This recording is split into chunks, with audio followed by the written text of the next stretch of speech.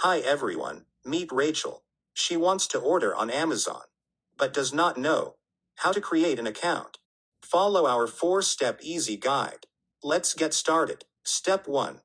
Click and open web browser as shown. Some of the popular web browser options include Google Chrome, Safari, Mozilla Firefox, and Internet Explorer. Please select any one that is available. Step 2. Type www.amazon.com in your web browser. Step 3. Hover over Sign In and select Start Here from the drop-down menu as shown. Step 4. Please enter your personal information and click on Create Your Amazon Account button. Let's create an account for Rachel. She would first have to enter her full name, that is Rachel Brown. Then, her email address, for example rachelb@gmail.com.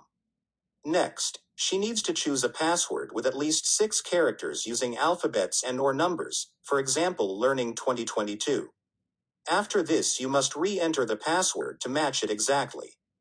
Once you finish, please click on Create Your Amazon Account button. Congratulations! You have successfully created an Amazon account. Rachel can now order on Amazon. Thank you for watching this video. Stay tuned for more and don't forget to like and subscribe.